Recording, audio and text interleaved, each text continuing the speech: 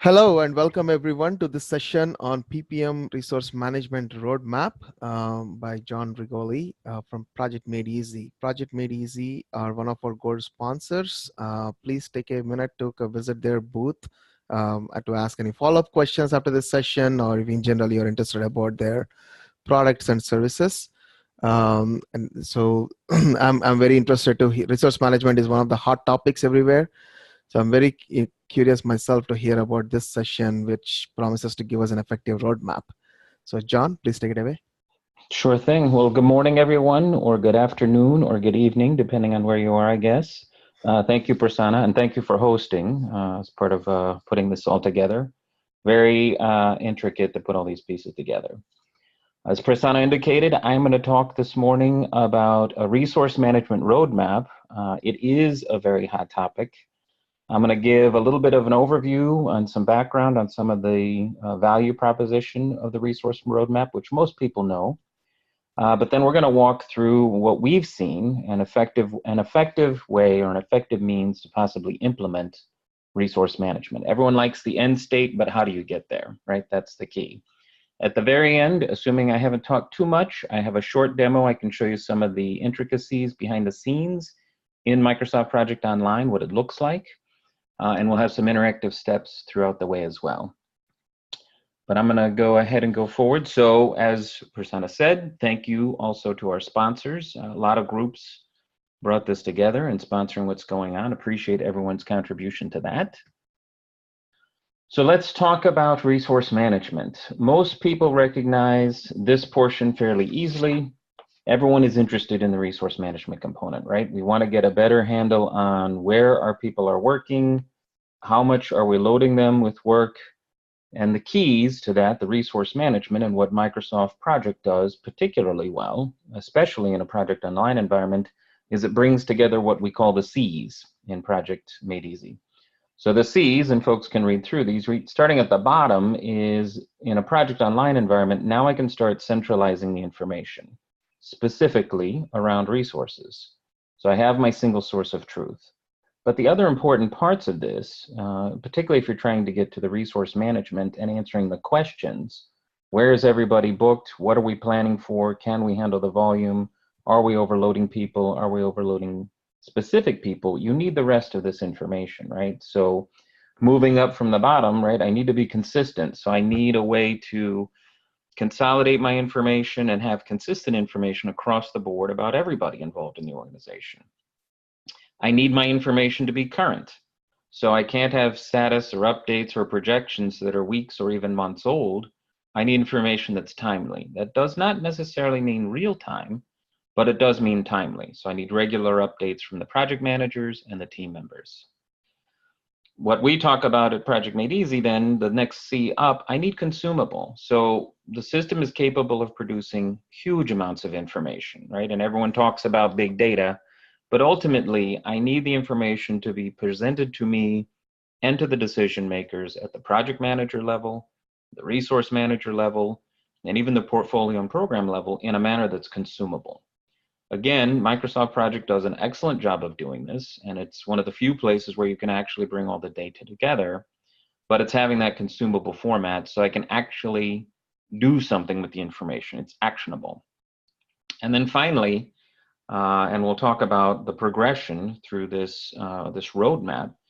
In the end, ultimately, there are ways to actually leverage the tool where teams can actually collaborate. And we'll show you a little bit of that in the demo portion. We're not going to go into a lot of detail, but show you how the tool is capable of facilitating some of the things that happen by hand right now in a centralized, consolidated way where I'm getting the information flowing through the system in totality. So that's the value management, the resource management value proposition.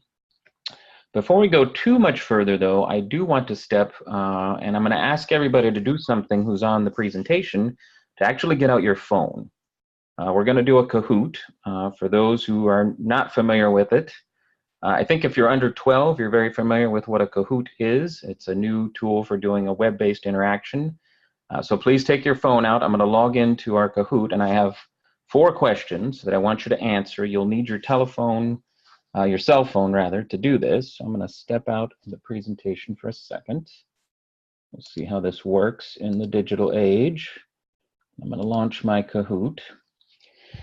So you'll use your phone to answer these questions. You need to go to, on your phone, you need to go to kahoot.it. There's no download, but if you just navigate through your phone browser to kahoot.it, you'll get a login screen. We're gonna go with player versus player.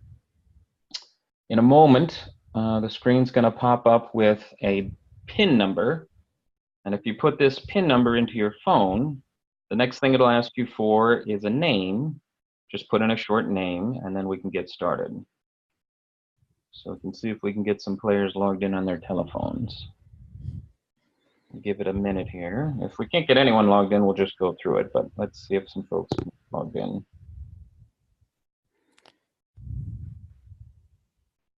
So we surprised you by making you get on your phone.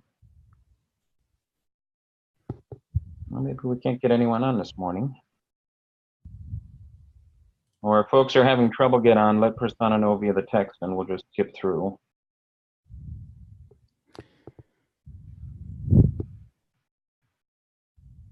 Let me make sure I can get in. All right, people are asking what is the PIN number? PIN number is, it should be showing on my screen hopefully, 7819512. Is the screen showing up okay for everyone? No, we're still seeing the slide that says Kahoot. Oh, really? Let's see, let's try this. How about now? No, still seeing your slide deck. All right, so the PIN number is not 7819512. One more time, John, please. Sure, 7819512. Okay, I just put it in the chat. Yeah, thank you. I'm not sure why the full screen isn't showing up. We've got a few people in. We'll give it another second here and then we'll get it going. All right. All right, let's get started then. So I'm going to start this. So you're going to get a question. You use your phone to indicate your answer, and then it'll just give a quick, brief overview of what everyone voted for the different choices. I won't be keeping score, and there's no pressure. So I'm going to start our Kahoot. Hopefully this is showing up. Prasanna, let me know if it is not showing. So the first question is, what did you have for breakfast? There are 4 choices. So if you look at your phone, you should have a red choice, a blue choice, a yellow, and a green. The red choice is coffee. Hopefully these are showing up. Yellow is an unhealthy breakfast. Blue is a healthy breakfast. And green is more coffee. So go ahead and hit your answer on your phone. Got 7 seconds left. It is timed, so man. So here's the votes. This is what everyone voted in. So now we know what everyone did with breakfast. A couple of coffee. Prasanna was probably one of those. So here's the next question. This is now related to Microsoft Project and scheduling. How do you schedule your tasks in Project Schedules today? Red, create tasks only with no assignment. Yellow, create tasks with durations only, no work. Blue, create tasks with work and durations. And green, create tasks with work, durations, and assignment levels. We got just a few seconds left to answer. Looks like we've got some answers coming in now. Boom, let's see what people did. Okay, so everyone is saying creating tasks with work durations and assignment levels. That's fantastic. We've got a couple folks, very honest answer, right? Tasks with durations only, no work necessarily. Very common, very common. So next question. How far out do you have a high confidence for your schedule projections? Red, 30 days out. Blue, 60 days out. Yellow, 90 days out. And green, more than 90 days. The question again is how far out do you have a high confidence for your schedule projections? Get your answers in. Time's a burning. Boom, let's see. 30 days, very typical, good, honest answers. Appreciate everyone being honest about that. So 30 days, right? This is very common. So typical in a project, any project, whether it's complex and multi-year or even shorter, right? We see this a lot. I have a lot of confidence in my schedule and my projections near term. Getting further out, I don't have as much confidence about that. Part of the discussion and what I want to show as we talk about these different steps in the roadmap and even in the demo is show how you can actually use the tool in two different ways that you may or may not be familiar with detailed scheduling and then further out, just resource planning at a very high level. Next question. How do you handle your resource assignments in the project schedule today? Red is just leads or owners are assigned at the task level. Blue, I have resources assigned at the project level, meaning I have a resource plan. Yellow, I've got resource work and allocations at the task level. Or green, don't assign resources to tasks. Only a couple people got any answers, but one more snuck in, good. So resources assigned at the project level, good. Resource plans, excellent. And we'll talk a little bit about this at the roadmap as well. So we're going to walk through kind of a progression as you move in the direction of getting to resourcing. Last question. Do you currently create resource plans in your schedules? Red is never, blue is sometimes, yellow is always, and green is don't know. Again, talking about creating resource plans in your schedules. Got some answers in. Boom. So we got pretty good mix. No one does it always. Well, that's good to know. That's probably a more accurate answer. And someone don't know, that's good. That means it's part of what we're going to talk about today. What is a resource plan and a schedule? Excellent. Well, thank you everyone for participating in our little on-screen portion. I'll go back to the presentation now. So Prasanna, hopefully the screen showing back up with our presentation. Yes. See, a little bit of activity in the morning. You didn't think you'd have to do anything, just listen to a presentation. So let's talk about then resource management and the approach. What we have learned, so Project Made Easy, we've done one thing specifically over the last 10 years, and that is Microsoft project implementations. The topics and what we're going to go through next in how the approach for implementing resource management is based on what we've seen, what we've learned. We've had over 170 implementations over the last 10 years, a lot of different industries, a lot of different company sizes, very large to very small.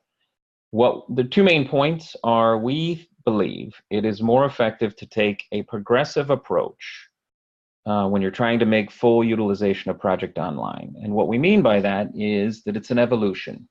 And you'll hear Gaurav or I talk about crawl, then walk, then run. And that's what this roadmap is going to be, and that's what I'm going to be spending the rest of the time talking about this morning. The steps involved with crawl, the steps involved with walk, and then running. So that's the progression that we recommend. We do see organizations sometimes try and do it all at once, and it's just a lot. It's not just the tool and the technology components. There's a people portion, and there is process that's required in order to get this, to get to the full utilization and what the tool is fully capable of, which is quite a lot. And I won't ask for a show of hands. I know most folks on this have probably used Project, and most experience the same thing. There's a huge amount that it's capable of doing, and it's not always obvious how to do that. And that's why, in large part, we tell organizations, if you're trying to get into this resource management component, it's a process, it's a roadmap, it's a journey, and we say crawl, walk, run. So let's talk about what those steps look like. I'm going to start with crawl on the roadmap. This is the foundation for the resource management. I'm going to talk about what, why, how you do things, and how you plan and measure. So first, what and why. The what and why for crawl, what you're trying to accomplish at this point is just a few simple things. You're trying to get this initiated, get it going. So you're starting with trying to get to a centralized enterprise resource pool with both your specific and your generic resources. You're trying to get into a mode where you're actually doing resource engagement planning, meaning your schedules are trying to now start taking into account the resources. And initially, and this is not best practice, but if you are moving from where different skill sets where maybe not everyone is familiar with the concepts of project, initially, I'm just focused on durations. The why, two key things. I am trying to maximize adoption, the second point there. Folks are coming from many different skill sets, many different levels. We've worked with groups where we have 20, 30, 50, 70, even more than 100 project managers. Not everyone is at the same skill set. Not everyone is at the same capacity. We want maximum adoption. The more this gets adopted and these processes and these components become embedded in the way people work, the more successful this is going to be. The number one reason why we are trying to move the organization towards centralized and consistent data. Back to those value propositions we talked about. Have to get that baseline set. So the what and why, how we do this, and what's in it for me. So the how, the specifics of the how, and folks can read through these, but I'll walk through them quickly. I am trying to create project level engagements. I need to spell out, hey, I need Courtney for 25% of her time for the next 3 months in this project. We have a lot of organizations that we come into and they are doing projects, many projects, sometimes complex projects, but they don't even have basic information in the schedules.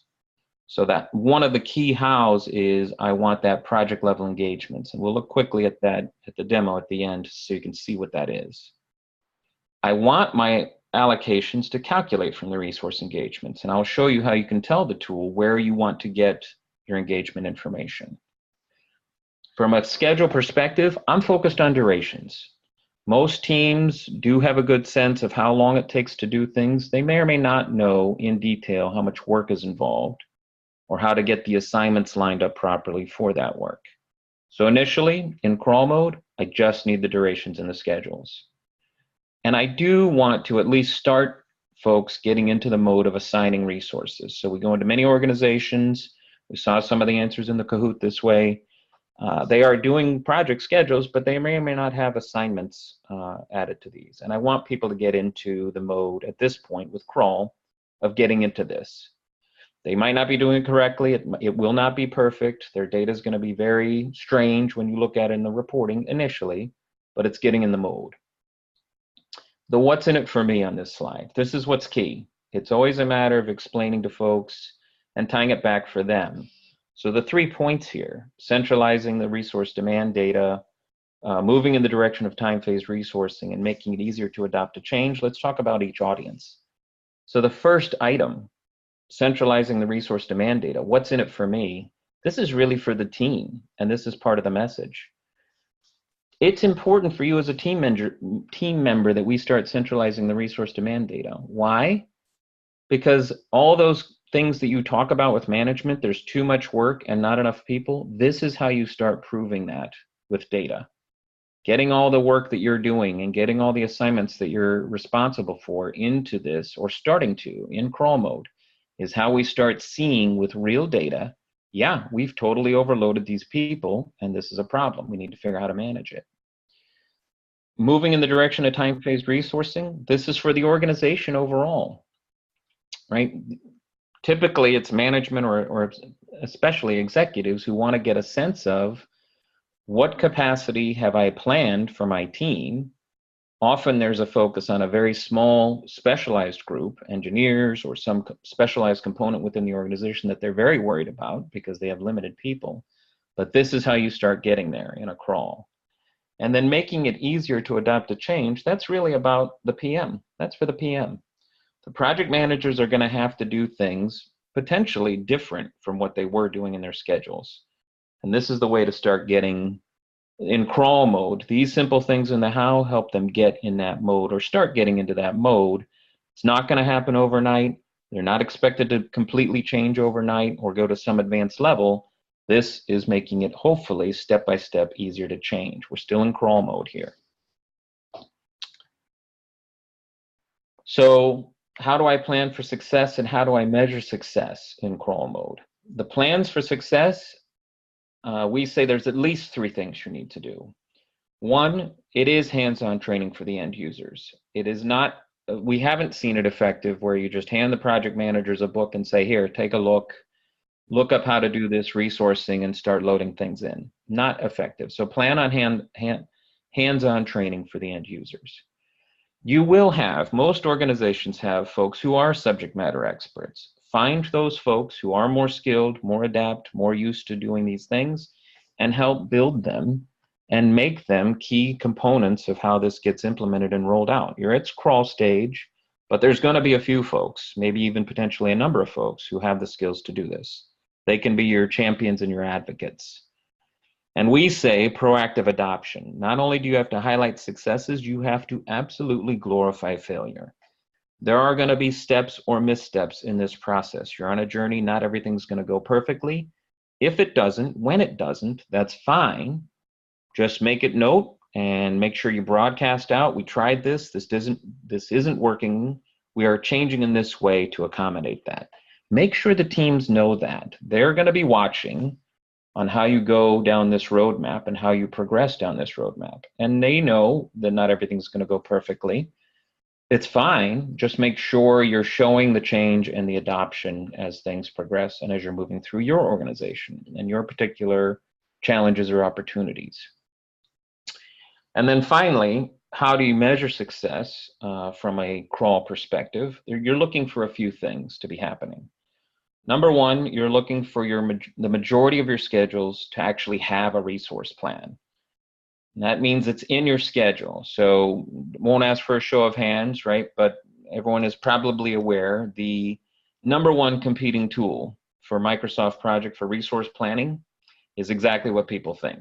It's Microsoft Excel. I am getting success at the crawl level if I'm starting to move the resource plan information the majority of the time actually into the schedule.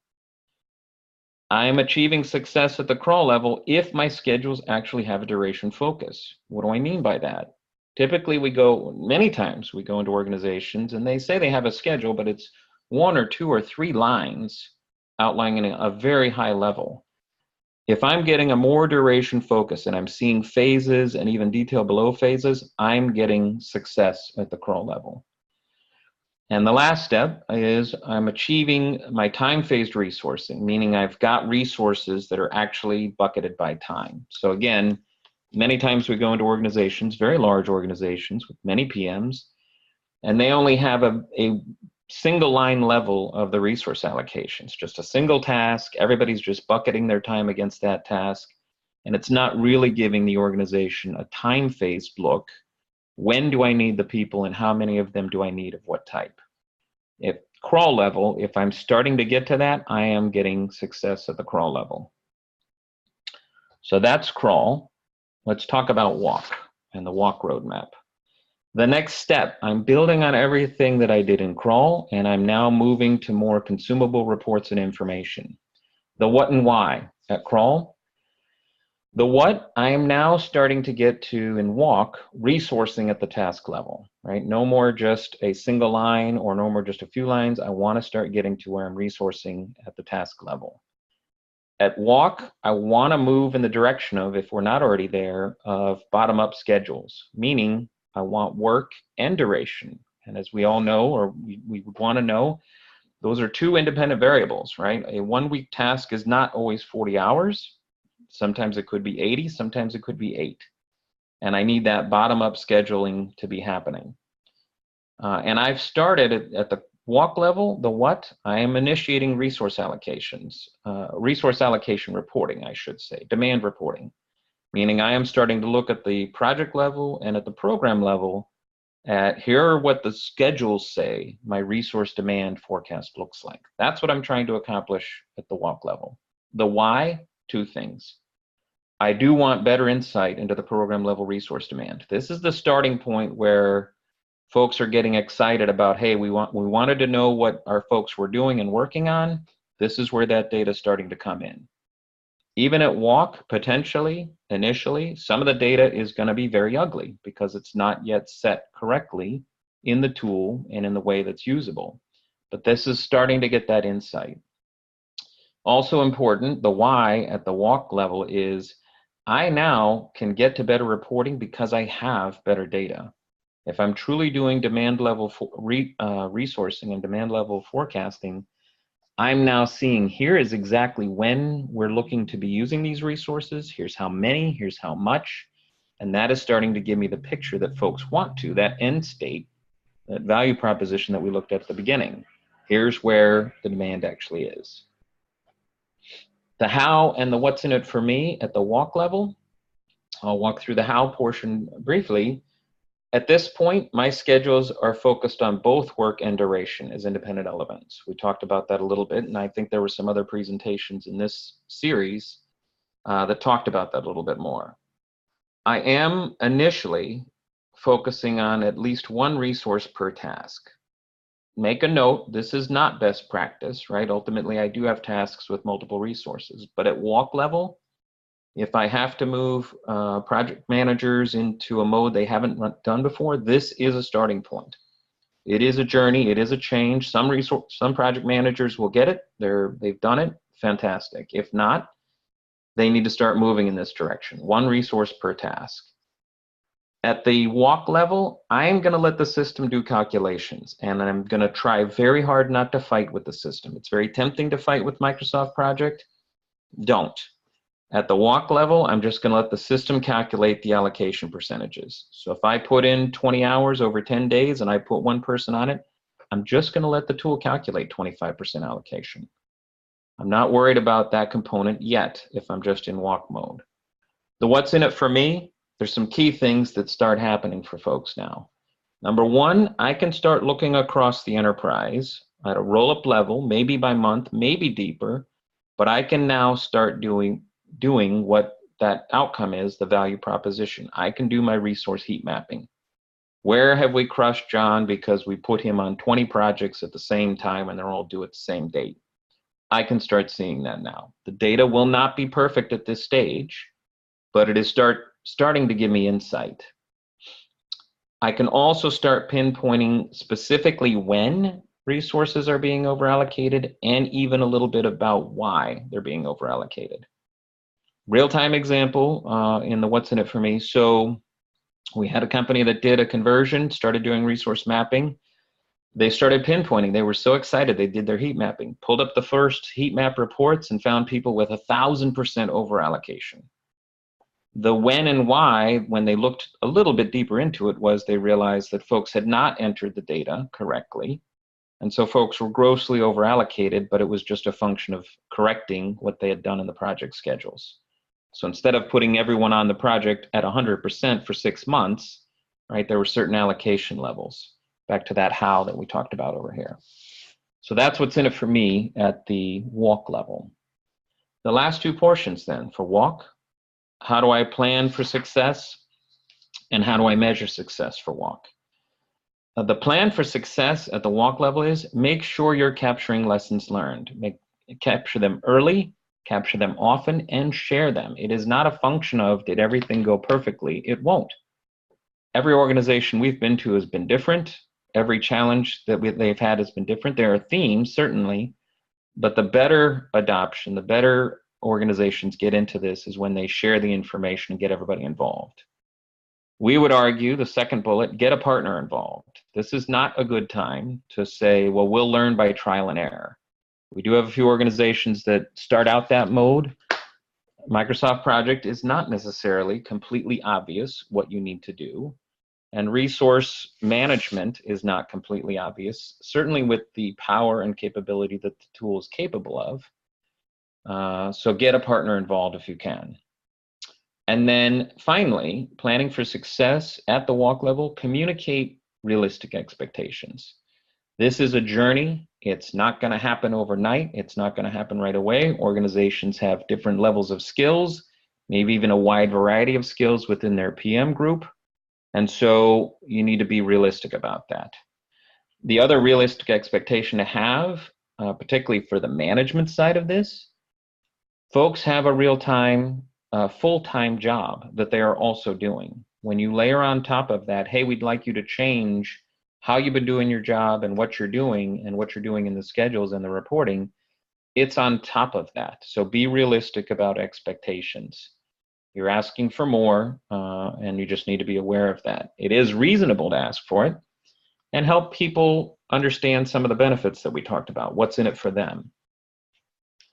At the walk level, measuring the success, a couple of things you can be looking for to know if you're achieving the walk level success criteria. Number one, you're going to be seeing schedules that with detail that actually supports that heat map analysis. And it'll be very apparent from the data. So when you don't have this in place, right, you'll see what that other client saw, folks at 1,000% over allocation. Probably how they feel, but probably not realistic. But if I do have the schedule detail that actually supports that heat map analysis, I can literally see, here's when I've over allocated John, certainly at the monthly level, maybe even at the weekly level, if you have that level of detail. And then secondly, the measurement of success. My project schedule reporting can be more data-driven as opposed to emotion-driven. So as a project manager for 20 years, I'm almost always conveying bad news. If I have my schedule down to the proper level, particularly at a walk level, where I've got my work and my duration and my resources at least initially allocated, I can start talking about the changes and what's really happening in the schedule from a data perspective.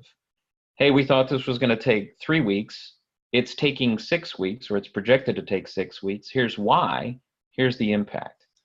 It doesn't mean everyone's going to be happy about what I'm saying, but I can at least add a little bit more data to the conversation, as opposed to if I didn't have a schedule at this level, I would have just a purely emotional conversation where I'm saying it's going to be late and I don't have any good reasons why, right? So at walk, one of my success criteria is I can start having more of this data-driven conversation. Last but not least, the run portion. So you can get there. It is a journey, and here's what you're looking for, and here's why. At this point, at run, my tasks are identified at the work and duration, and I've got very specific resource allocations, meaning I've got my multiple resources or my single resources, and I'm specifying this is 10% of John's time, or this is 20% of John's time on this task. And I am letting the tool work with me, and I mean that seriously, with my task type and my effort-driven flag. So I'm using full capabilities of the tool. And when we go through this in the training with customers, we talk about when to get to this. It's typically at run. I want to use fixed work, fixed duration, and fixed unit correctly, and I want to indicate where my tasks are truly effort-driven. At run level, I am going to let the schedule calculate out what needs to happen, when it needs to happen, and I'm going to let it do a lot of projections and dynamics, which as a younger project manager, I used to hate. But I've come to understand why that's important and what I need from that, and this is where I'm trying to get that at the run level. At the run level, one other thing I want to accomplish, one of the other what's, is I am going to let Microsoft Project Online get the resource engagement request and approval functionality bumped up. So one of those things we talked about in the value proposition was collaboration. The tool does support really powerful collaboration between the project managers and the resource managers, and they are frenemies, as we know. I can actually turn on at the run level functionality that lets them digitally exchange, centrally exchange, and coordinate that information. As the project manager, here's the resources I would like, and here's how much I would like. As the resource manager, I can counter that with, here's what I can do, or here are the specific folks I can give you, and the allocations for that. And I have that all centralized, as opposed to thumb wrestling in the hallway or post-it notes or thousands of emails going back and forth. I can get that in the tool at the run level. The why, this is the bigger portion of the value proposition. Why I'm trying to get to this level is the fully resourced and allocated tasks, and it's my most accurate reflection of my projected resource demand. This is what everyone wants. What do we think is coming down the pike? And more importantly, or just as importantly, I guess, the fully dynamic schedule means I'm seeing a best reflection of what the impact is, not if the schedule changes, but when the schedule changes. In 20 years, I've never had a project go exactly as I thought.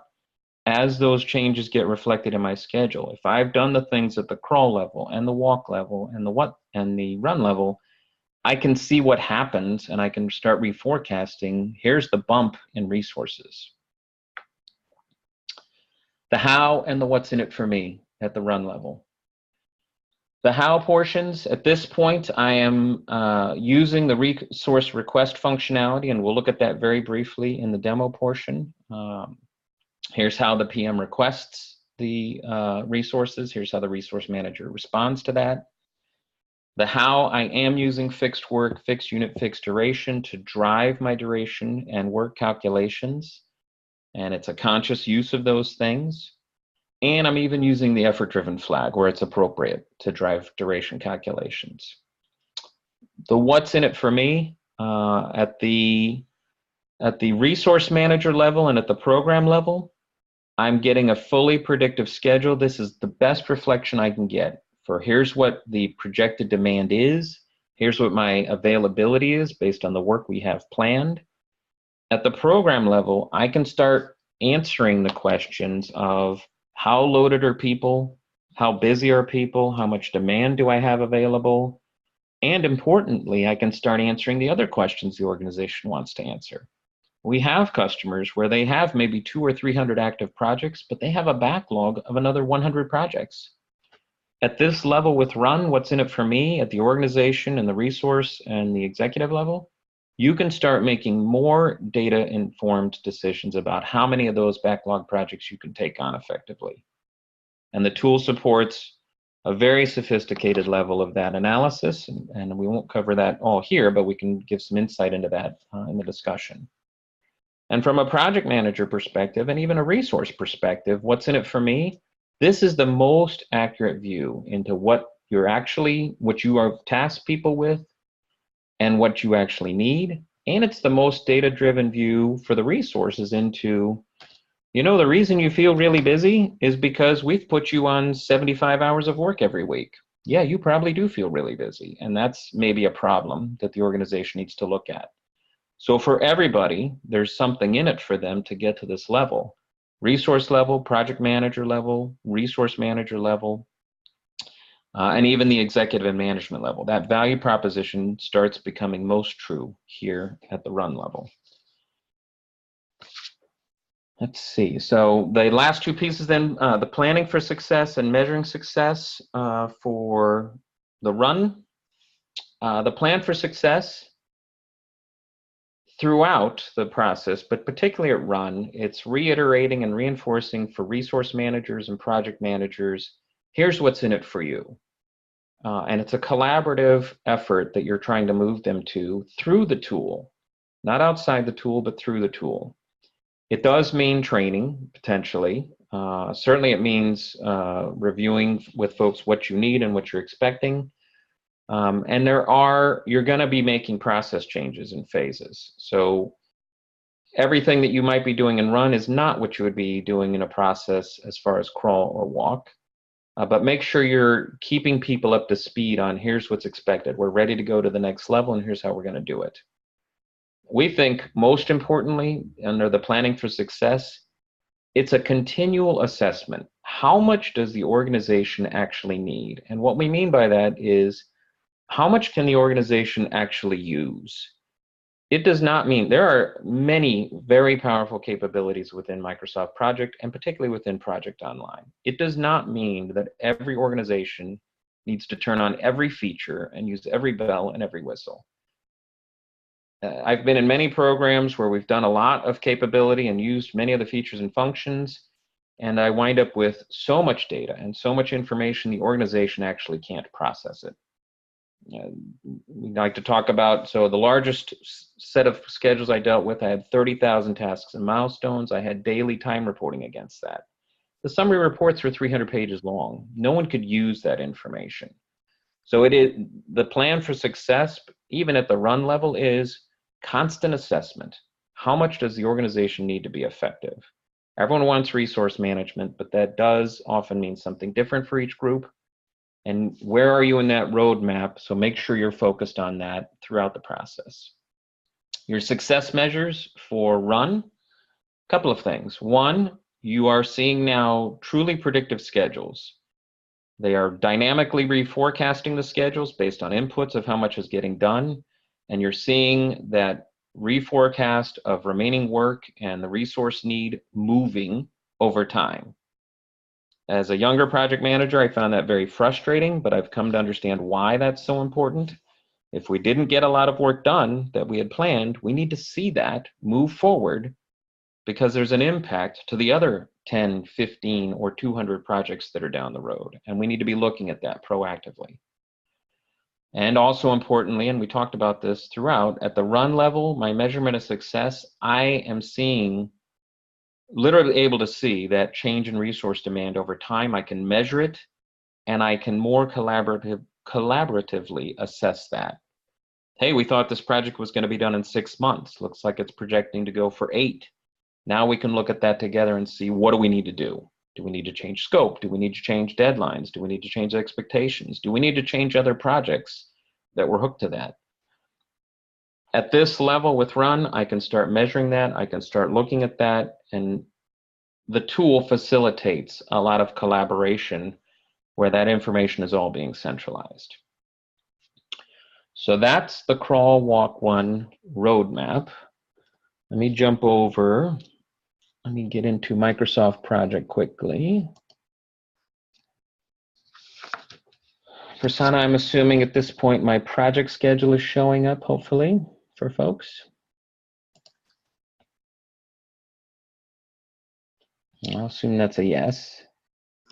So what I'm showing on my screen, hopefully folks can see this, is a project schedule. So I want to look at a couple of things. So let's talk about those concepts, that crawl, walk, run, as far as showing you some of the capabilities in the tool. This isn't intended to be master class, but at least gives you insight into those capabilities. So I'm going to start with, so at the crawl level, right, I have a prototypical schedule here, right? I took the Microsoft project template for software development, and I've got a bunch of activities in here. And what I want to focus on for this part of the discussion and for the demo is I'm going to look specifically at the work that I have Bonnie scheduled to do. And I have in here specific tasks for Bonnie. I've made resource assignments, and I've done the basic work to set that up with Bonnie. So I have that in my schedule. This is just my Gantt chart view.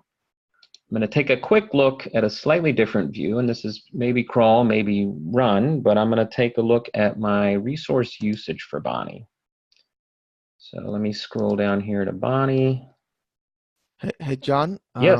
It looks like yeah, we're not seeing your Hang on, let me shift the schedule. screens. Yeah, hang on, let me share. Try this. Yeah. Yes, we see your screen now. Perfect. Thank you. Thank you. So let me back up just a second then. So initially I was looking at my Gantt chart right here. And I have a very typical schedule in place here with all my resources assigned. I've done work, I've done duration. This is either crawl or maybe even walk. The focus point I want to do is on Bonnie. My initial start in looking at this was I wanted to take a look at my resource usage. And I was focused in on Bonnie. And so as I would expect in Microsoft Project, I've got an outline here that shows me for Bonnie, here's what I have budgeted for her in terms of overall for this project, and then even down at the specific assignment level. So even at crawl, I should start being able to see this data and this insight. This is what everyone's after, this demand forecast, time-phased forecast. When do I need Bonnie? How much of her time? Where is that falling? This is specific to this project, but in a project online environment, this data is at the centralized database level, and I can see this not only for this particular project, but for every project where Bonnie is located. And if you see here, I am in Project Online. In our demo site, I see a little indicator here for other projects. This is not mine. There's another project that is demanding some of Bonnie's time. And I can see that here just as a project manager. And then we can get to resource views in a moment. So that these initial stages of crawl and walk, this is what it would look like. I've got a schedule, I've put Bonnie on some tasks, I've made assignments, and I've got some specifics around that. The next steps could be taking it to a new view. Let me go to my resource plan, and some folks indicated they do this today. And this steps back to what we saw in that Kahoot. So how much confidence do you have in your schedule? 30 days, pretty good confidence. 60 days, not so much detail. 90 days and further, I might not have as much precision about what folks need to do. As part of the art of what is possible in the tool, I can actually do more than what's in the schedule. So I have Bonnie in this schedule, but I'm going to go over into, I changed my view to my resource plan. I'm going to go over to the engagements, and I'm going to add an engagement for Bonnie.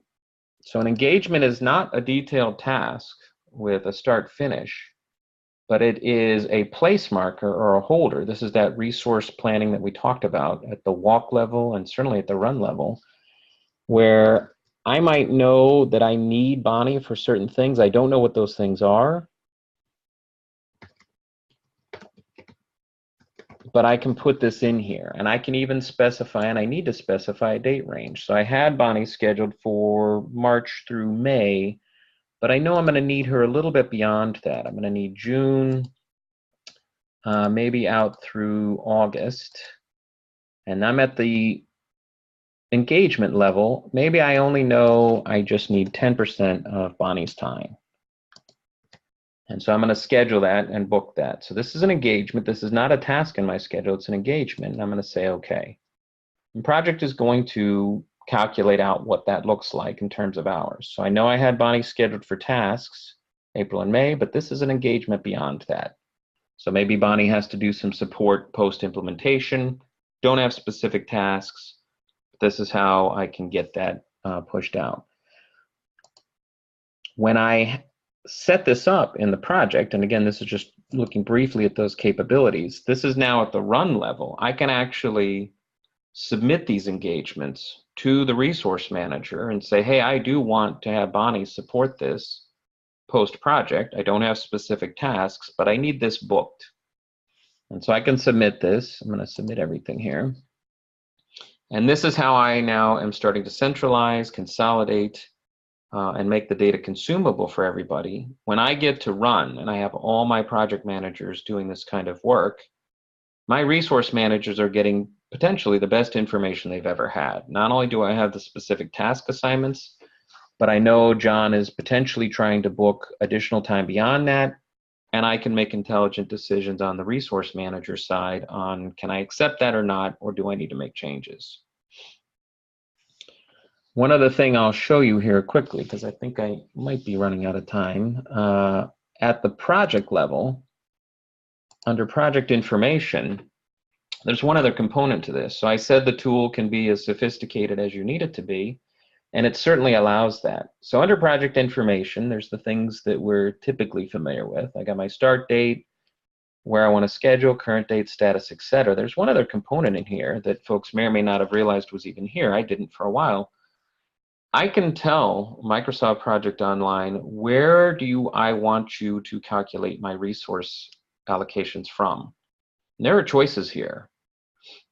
Depending on where you are in the cycle that we just talked about, that roadmap, I might be in crawl, I might be in walk, I might be in run. I may use a different combination of these depending on where I am. If I think I have a pretty decent project plan with the full scope, the default is calculate the resource demand from the project plan. And so it'll just take all my calculations based on my assignments and it'll plug it into my demand, and that'll go into my resource demand view. If I don't have a detailed schedule or my teams are not yet ready for that level, I could change this and I could tell Microsoft Project Online, project plan isn't the best source of information. I want you to strictly use the resource engagements to calculate resource utilization. Now I might be in crawl where I don't have detailed schedules. I don't even have phases, and I haven't assigned resources to phases. I might be specifying for this particular project, use the resource engagements.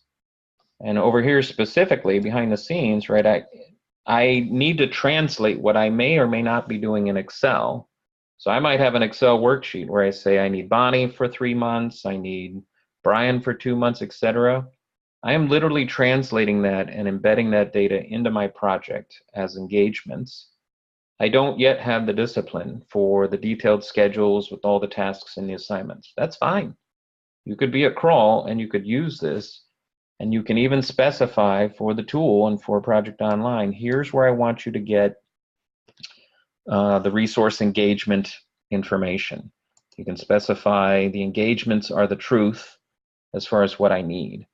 I have another level of sophistication that I can go to, and this may be at walk or maybe at run.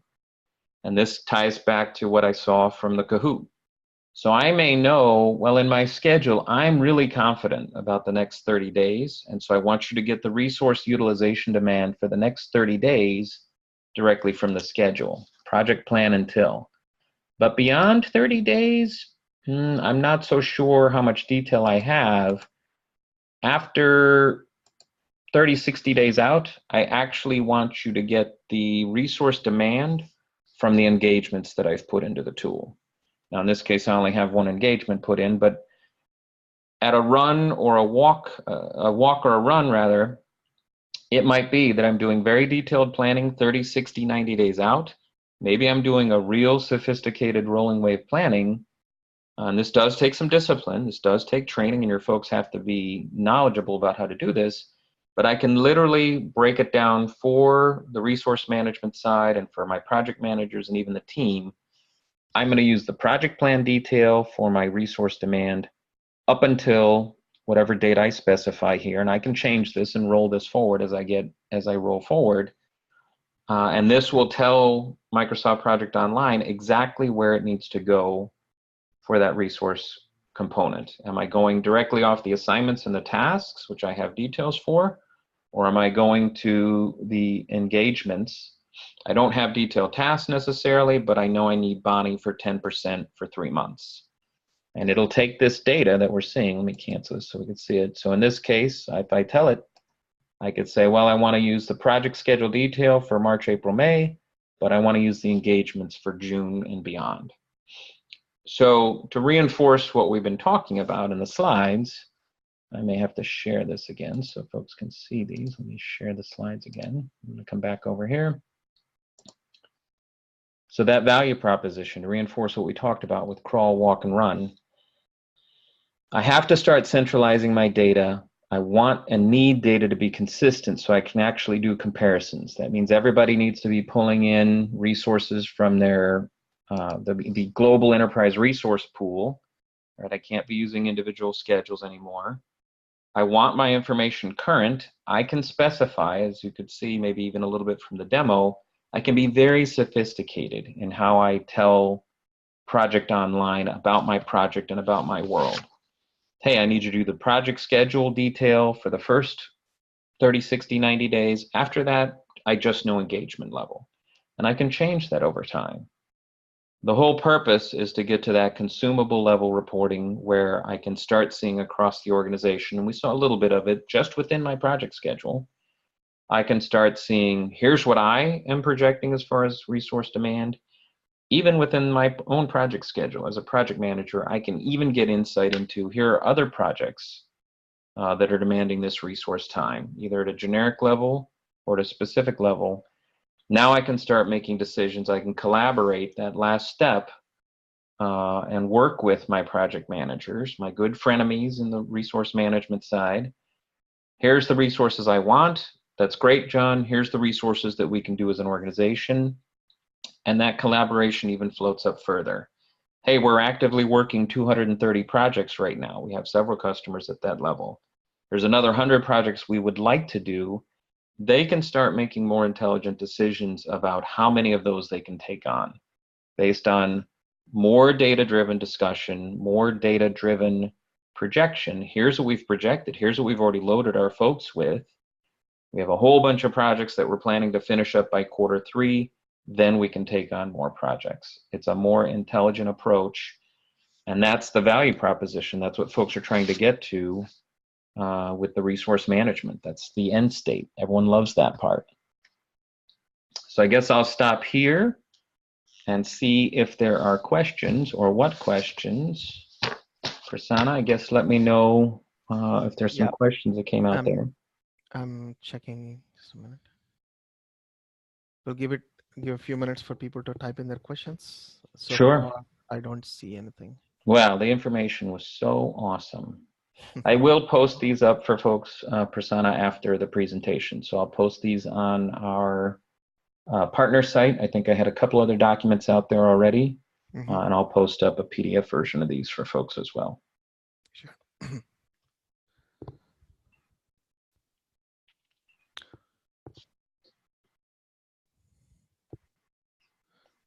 Time flying away, a whole hour. All right. Dave is asking a question. Can resource engagements move if a proposed project is pushed to a future time frame? It's an excellent question. They can be moved. So it doesn't move them automatically. The tool won't know specifically what you want done or how much you're shifting. So if you had used engagements to start things off, you would literally lift and shift those engagements. And so you could change those dates at any time. In a project online world, you would then republish, basically. So if I had a project that was put on hold for whatever reason for 3 months, I would change those engagement dates, the projected starts, and republish that. Good question.